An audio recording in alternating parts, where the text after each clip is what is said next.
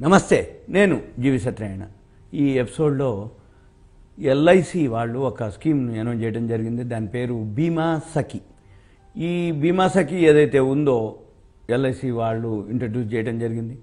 10 pass అయినటువంటి only మహిళలకే అనమాట. 10వ తరగతి పాస్ అయి ఉండి వాళ్ళు ఎల్ఐసి ద్వారా ఉపాధి పొందే అవకాశం అనమాట.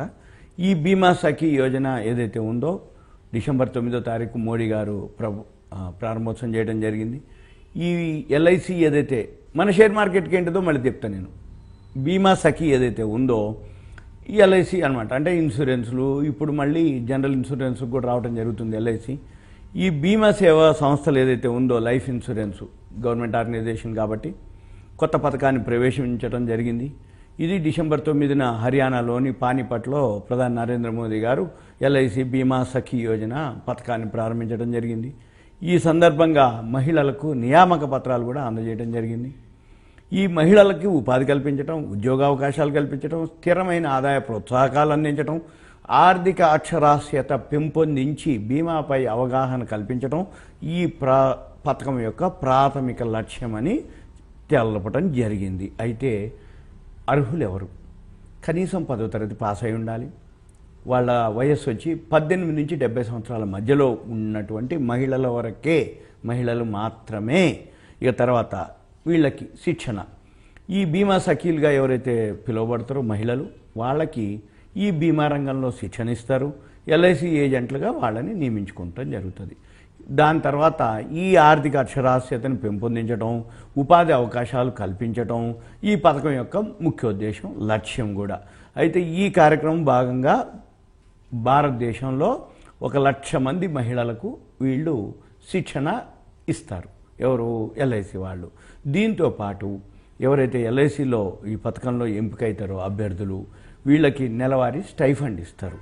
మొదటి సంవత్సరం 7,000 ఇస్తారు స్టైఫండ్. అంటే 1 ఇయర్ టైం గ్రేస్ పీరియడ్, అంటే ట్రైనింగ్ అనుకోండి. లేదు అనుకుంటే స్టైఫండ్ ఏదైతే ఉందో నెలకి 7,000 చొప్పున మొదటి సంవత్సరం ఇస్తారు. తర్వాత రెండో సంవత్సరంలో కూడా స్టైఫండ్ ఇస్తారు 6,000. మూడో సంవత్సరంలో కూడా స్టైఫండ్ ఇస్తారు 5,000. అయితే దీంతో పాటు అదనంగా 2,100 ప్రోత్సాహకం ఎడిషనల్గా ఇవ్వడం జరుగుతుంది. అయితే ఇక వీళ్ళు ఏం చేయాలి? వీళ్ళకి ట్రైనింగ్ ఇచ్చినాక ఎప్పుడైతే ఈ బీమా ఇన్సూరెన్స్ని వీళ్ళు సేల్ చేయాలి. విక్రయ లక్ష్యాన్ని అంటే ఏంటిది? ఎల్ఐసిలో ఏమేమి ప్రోడక్ట్స్ ఉన్నాయో, ఏమేమి బెనిఫిట్స్ ఉన్నాయో అవన్నీ ఏం చేయాలి?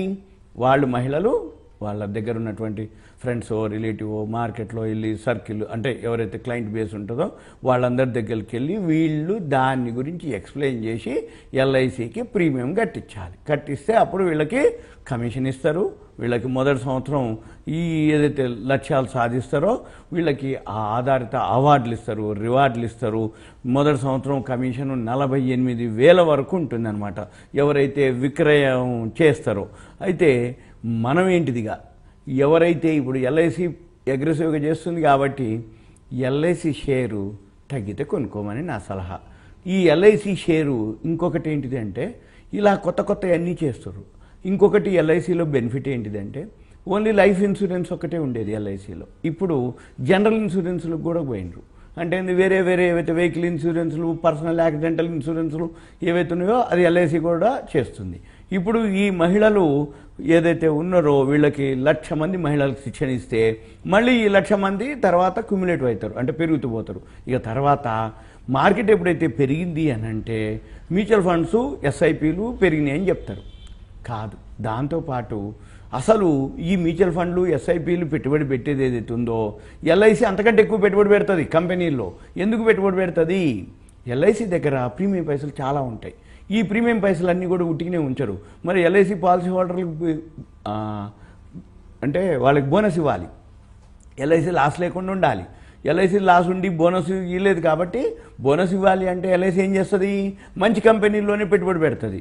ఎల్ఐసి ఎప్పుడైతే మంచి కంపెనీల్లో పెట్టుబడి పెడుతుందో ఎల్ఐసి షేర్ ఏమవుతుంది? మనం తగ్గినప్పుడు కొనుక్కోవాలి. కాకపోతే ఐపీఓ టైంలో 900 చిల్లర ఉంది రావటం, మళ్ళీ 500 చిల్లరకు రావటం, 1 ఇయర్ బ్యాక్ మళ్ళీ పెరగటం జరిగింది.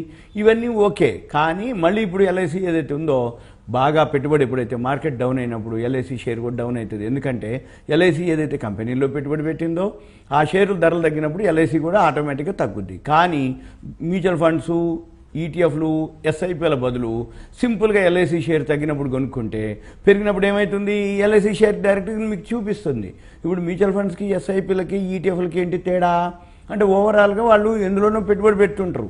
ఒకటి పెరుగుద్ది, ఒకటి తగ్గుద్ది. ఓవరాల్గా అనేది తెలియదు, ఏ కంపెనీలో ఎంత ఉంది అనేది తెలుస్తుంది, కానీ మనకి అగ్రెసివ్గా ఎంత పెరిగిద్ది అనేది. అదే ఎల్ఐసి షేరే కొనుక్కున్నాం అనుకోండి, పెరిగింది తెలుస్తుంది, తగ్గింది తెలుస్తుంది. ఇంకోటి ఏంది, ఇప్పుడు వాళ్ళు ఇన్సూరెన్స్లోకి పోతారు. మహిళలకు ఏదైతే ఉందో బీమా సఖి ఇప్పుడు కొత్తగా ఇంట్రడ్యూస్ చేయడం జరిగింది డిసెంబర్ 9వ తారీఖు. ఇది మోడీ గారి ద్వారా అయింది. ఇది మీకు ఒక awareness, education, information, knowledge purpose మాత్రమే. Thank you. సెలవు.